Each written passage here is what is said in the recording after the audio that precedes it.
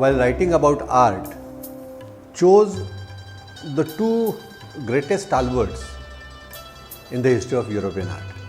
One is Michelangelo and the other is Leonardo da Vinci. His essay on Michelangelo is a very different kind of essay in which he has tried to analyze one of his masterpieces called Moses. Moses is a sculpture which is based on the story of 10 commandments. All of you know that the Lord, it is believed according to Christianity, that the Lord handed over the 10 commandments to Moses. Moses went with those commandments to the hill of Golgotha, and when he was waiting for the people to come and listen to those commandments, a golden calf appeared on the scene and the people started running after the calf. Moses obviously got very angry and threw the plug. Now, Freud asked people that which moment of this story has been depicted by Michelangelo. This is a very interesting exercise in intentionality. And all the people gave different replies to Freud about it. Some people thought that considering his twisted hand on his beard, actually it must be the moment when Moses got angry. The other person said, no, he's waiting for the people calmly, clasping the plough under his arm. The third person had a third explanation, the fourth person had a fourth explanation, which shows that every individual responds to the reality in a different manner. But in this particular context, that essay may not be of great interest to us. We'll discuss it at some other juncture, particularly while talking about the intentionality in art. But the other essay, which is a very, very complex essay and runs through more than 80 pages, is the essay on Leonardo, in which he has tried to understand the creative personality of a genius. No wonder he chose an artist like Leonardo, because Leonardo was one of the most complex personalities of his times.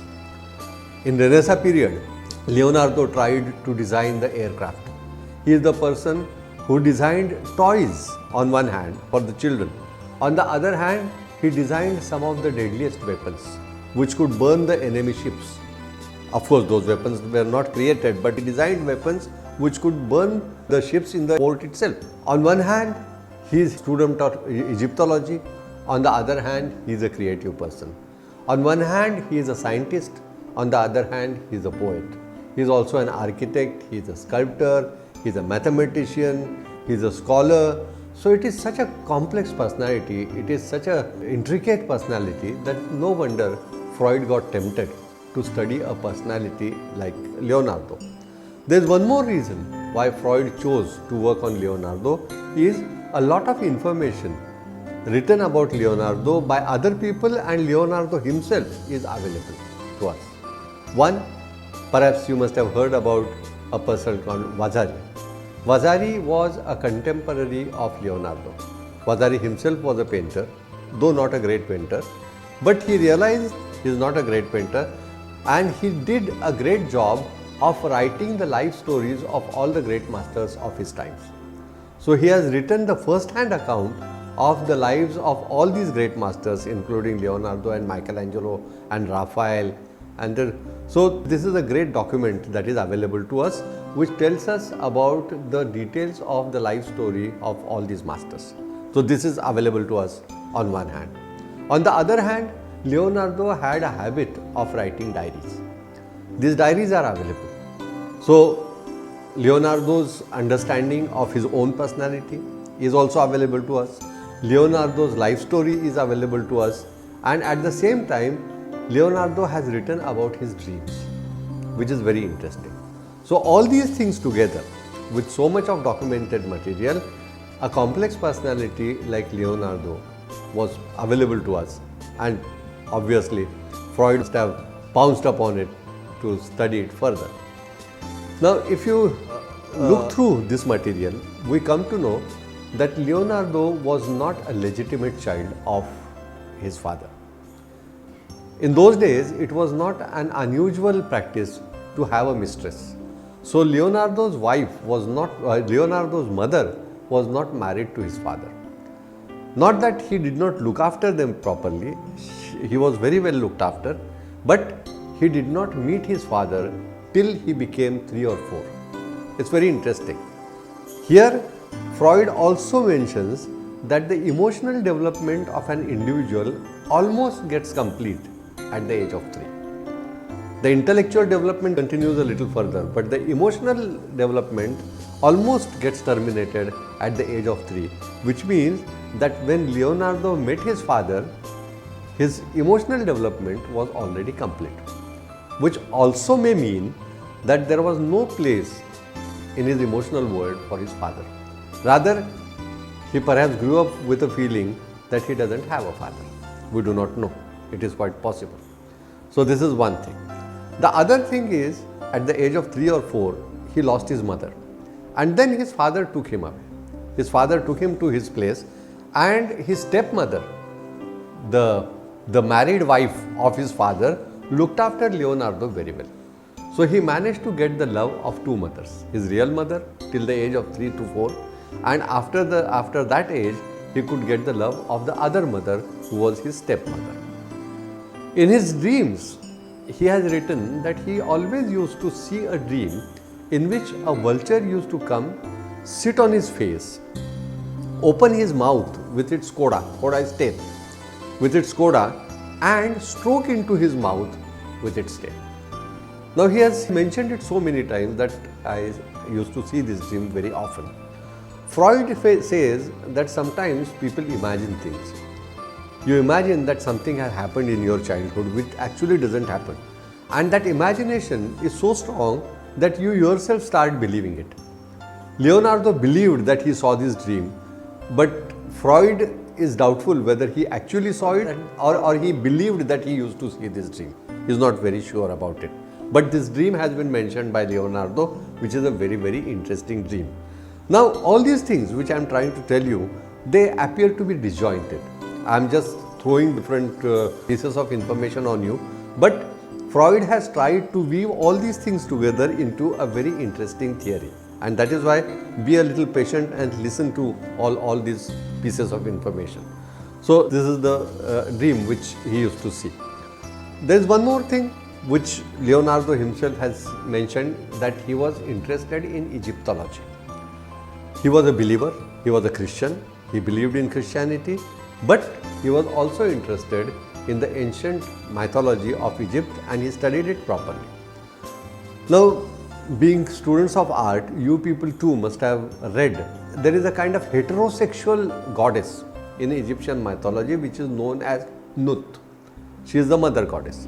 And unlike the other mother goddess, she is not a female goddess. She doesn't need a male counterpart to reproduce.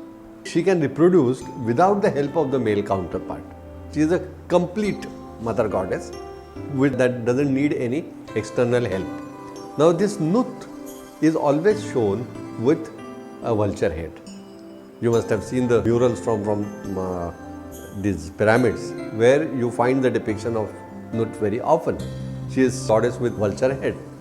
Now see, Nut with a vulture head, Nut having heterosexuality, Nut, all this information is very interesting. How gathering information from several sources and how he is interpreting it is very, very interesting. Using all this information and referring to his actual works of art, Freud tries to analyze some of them. Now we know that Leonardo and Michelangelo were the artists who are known for a very authentic study of human anatomy. And it is also said that both of them were arrested for stealing the dead bodies from the graveyards and dissecting them. To study the human anatomy, they used to steal the dead bodies, dissect them and study muscular structure of those bodies. And they were studied in such great details that I am sure some of you must have seen that great drawing of human embryo which Leonardo has drawn. He has drawn a child in the female womb, and I think it is one of the most scientific drawings of that object ever done. You know that even the doctors use Leonardo's illustrations as scientific illustrations. A great student of human anatomy, Michelangelo and Leonardo, Leonardo has made a drawing in which he has tried to portray a couple in copulation. The couple is engaged in copulation. It is an incomplete drawing. And if you see that drawing, which we can see here, if you see this drawing carefully, you will realize that a person who has experienced this particular act can never make this drawing. It clearly indicates that Leonardo has not undergone any sexual experience. No person who has experienced it would make all these mistakes which you can see in this drawing. Observe it carefully and you will realize that Leonardo has made some extremely grave mistakes, not only in the act of copulation but also in some of the inner details of the human anatomy. Can you see this pipe connecting the stomach and the breast of that woman? As if the stomach prepares milk and then through a pipeline it is supplied through the breast to the child. Now, Leonardo doing this mistake is unbelievable. Or the other mistakes which he has done are unbelievable. If you see, the male character doesn't have a face at all. The female character doesn't have a face at all. The male character looks like a female character and you will see no pleasure on that face. Instead, you can see a feeling of fatigue, you can see a feeling of displeasure on that face. Why should it be so? We know that this is one of the acts which gives utmost pleasure to mankind. People, at least people keep craving for that pleasure, but here that pleasure is not at all seen. These are the things which led to a contention. Normally it is a popular belief that Leonardo was a homosexual. They believe because of this drawing. This drawing indicates that he did not experience the heterosexual coitus, and perhaps that is why they believed that he was a homosexual. We do not know whether he was or not, but one thing is sure, that he was least interested in this particular act. That is for sure. And let's try to understand what could be the reasons behind it. Now, this is one drawing which helps us to understand Leonardo a little better. Now, there is one more drawing which you can see, which is in the collection of National Gallery of London. It is a cartoon. Cartoon is a sketch. Cartoon is not a caricature. This is a cartoon for a very important painting which he made later, and then it was kept in the Louvre. Now, this is a cartoon for the painting in Louvre, in which he has shown Saint Mary, Saint Anne and the child Christ.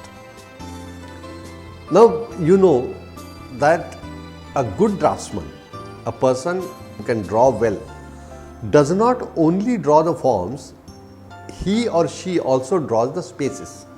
Actually, while drawing the form, drawing the space is equally important. Now, if you see this drawing, see it carefully, in which you can see Saint Mary and Saint Anne, that is Saint Mary's mother. They are sitting next to each other, and you can also see the child Christ. Now, could you really believe that when he is trying to portray two characters sitting next to each other, he cannot portray the space in between?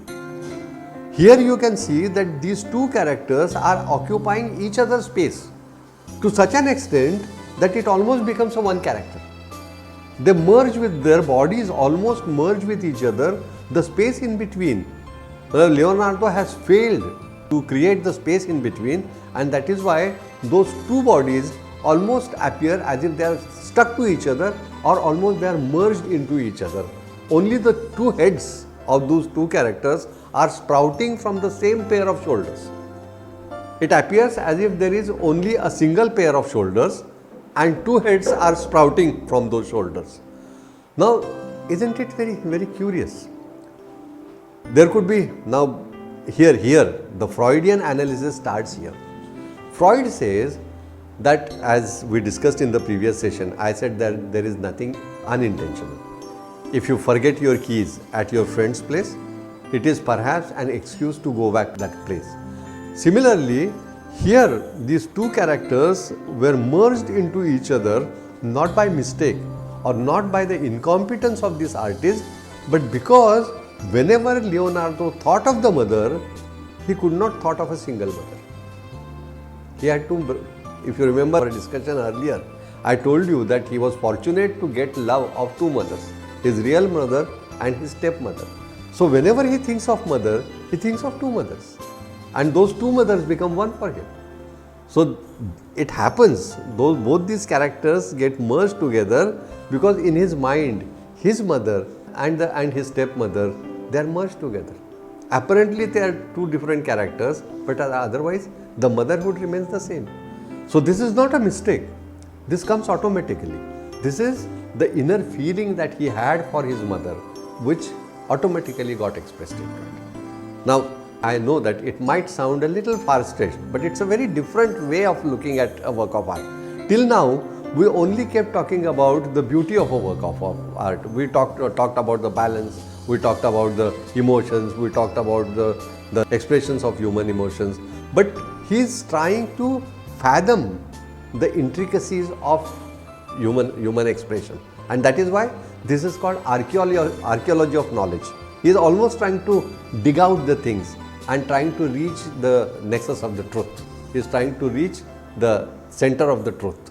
It's a very interesting attempt. You may subscribe to it or you may not subscribe to the conclusions that he draws, but it certainly is a methodology which calls for a very serious attention.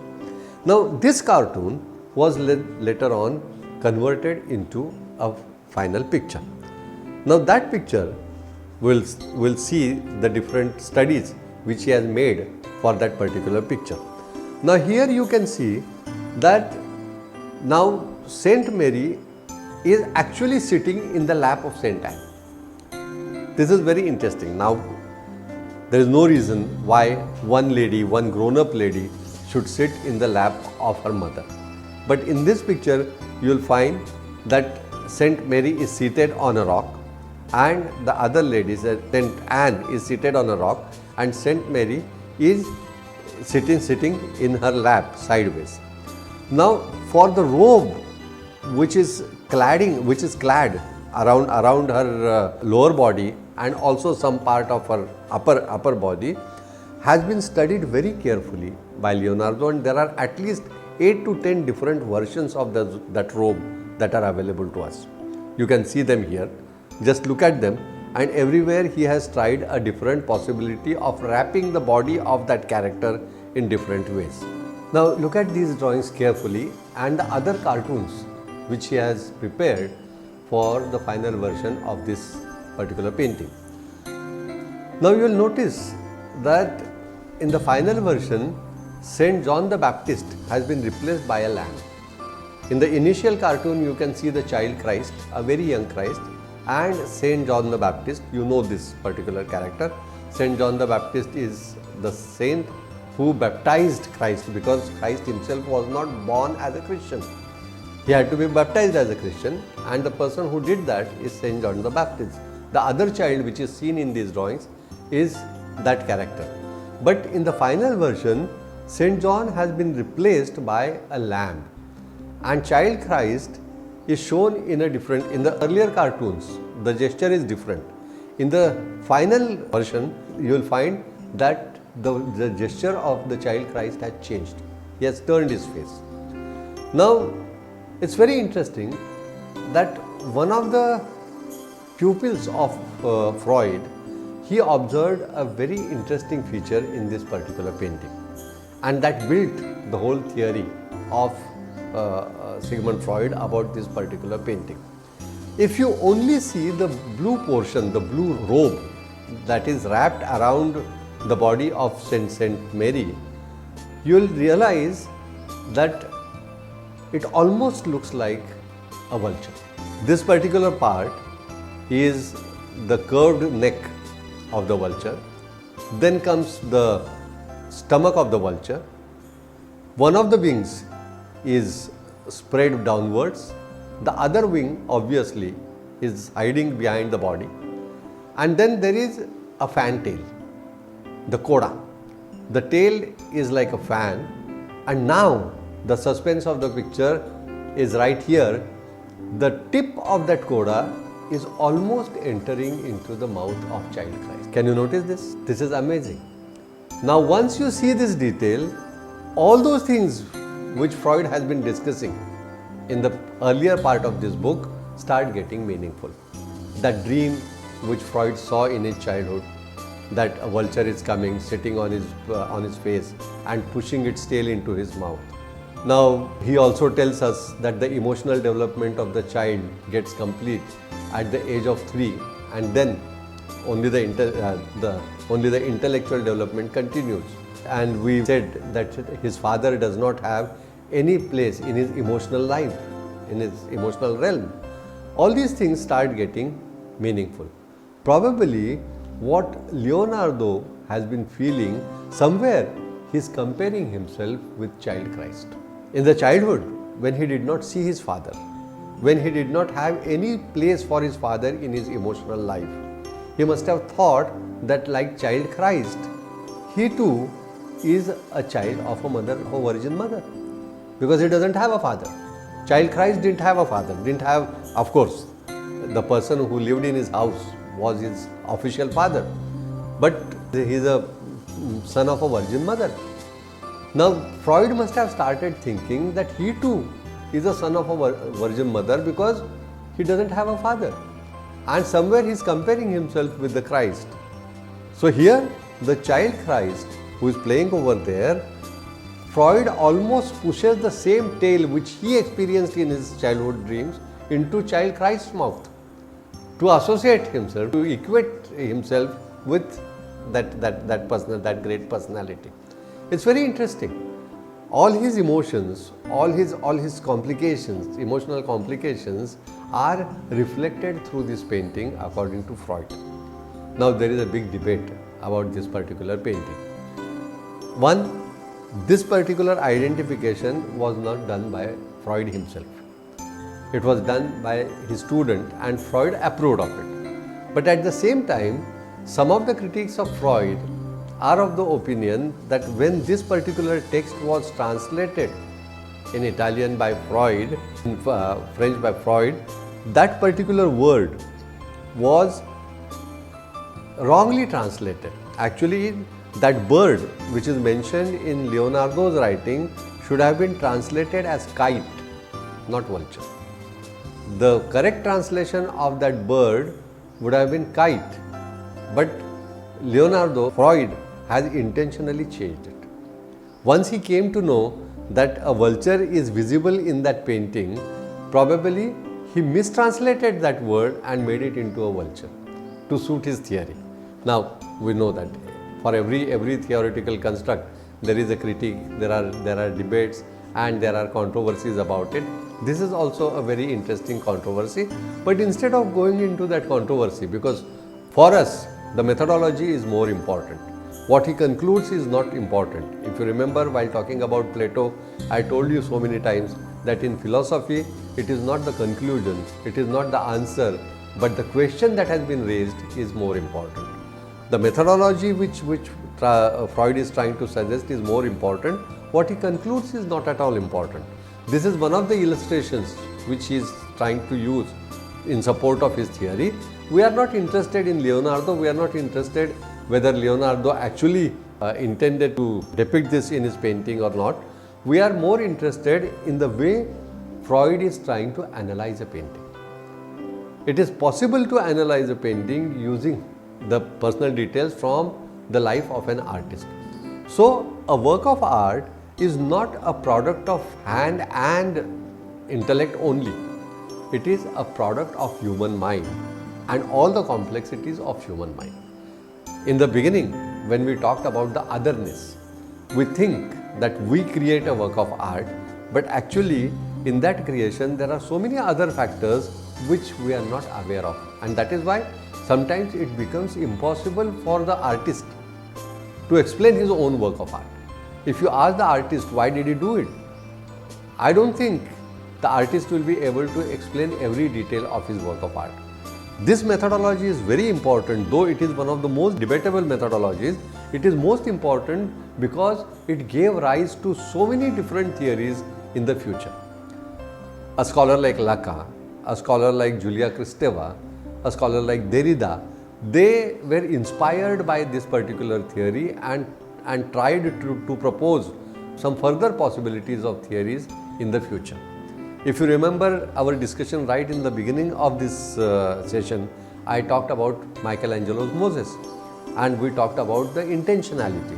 What Michelangelo intended to do and what the viewers looked into it was totally different. This is very interesting, that the intentions of the artist are not necessarily understood by the onlookers. And it happens because a work of art is a product of human psychology.